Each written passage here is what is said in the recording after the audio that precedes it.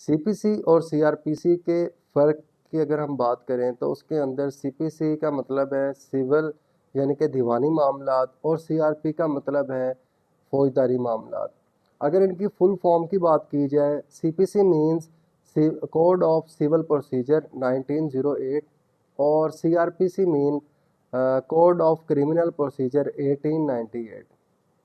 अगर हम इसके पर्पसेस की बात करें कि दोनों लॉ किस लिए हैं, तो बेसिकली दोनों लॉ बेशक सीपीसी हो या सीआरपीसी हो, इसके अंदर किसी भी चीज़ की डेफिनेशन नहीं की हुई। ये एक प्रोसीजर प्रोवाइड करते हैं कि आपने अगर ज़मीनों के मामला आते हैं तो सिविल प्रोसीजर कोड के तहत आपने कैसे वो ट्रायल करने हैं, और अगर आपके ऑफेंस के रेलिवेंट कोई भी मामला आता है तो वो कोड ऑफ क्रिमिनल प्रोसीजर वहाँ पे अवेलेबल है, उसके थ्रू आपने इनको ट्राई करना है।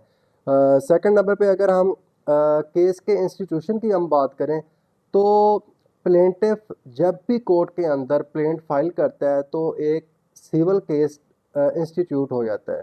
और दूसरी साइड पे अगर हम क्रिमिनल लॉ की बात करें, उसके अंदर जब भी कोई एफआईआर होती है या प्राइवेट कंप्लेंट होती है, उसके बाद क्रिमिनल लॉ का प्रोसीजर जो है वो स्टार्ट हो जाता है। उसके बाद पार्टीज़ की अगर हम बात करें, सिविल लॉ के अंदर प्लेंटिफ और डिफेंडेंट होता है, और सीआरपीसी यानी कि क्रिमिनल लॉ के अंदर एक्यूज होता है और स्टेट होती है। उसके बाद पुलिस के रोल की अगर हम बात करते हैं इसमें, पुलिस का रोल जो है सिविल लॉ के अंदर एक नॉमिनल सा होता है, लेकिन दूसरी साइड पे जो क्रिमिनल लॉ है उसके अंदर अब एफआईआर भी रजिस्टर्ड पुलिस के थ्रू ही होनी है। उसके बाद चालान भी पुलिस ने ही तरतीब देना है उसको, उसके बाद इन्वेस्टिगेशन भी पुलिस ने ही करनी है। मतलब कोर्ट तक जाते जाते जो भी प्रोसीजर होगा वो पुलिस ने ही उसको फाइनलाइज। अगर हम बात करते हैं तो सिविल लॉ में या दीवानी मामलात के अंदर कंप्रोमाइज़ हो सकता है, ठीक है, किसी भी स्टेज के ऊपर हो सकता है।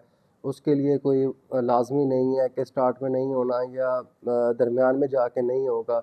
लेकिन सीआरपीसी के अंदर, क्रिमिनल लॉ के अंदर या फौजदारी मामलात के अंदर जब एक केस इंस्टीट्यूट हो जाता है तो कंपाउंडेबल ऑफेंस के अंदर तो आप कॉम्प्रोमाइज़ कर सकते हो, लेकिन नॉन कंपाउंडेबल ऑफेंस के अंदर आप कॉम्प्रोमाइज़ नहीं कर सकते। कॉम्प्रोमाइज़ के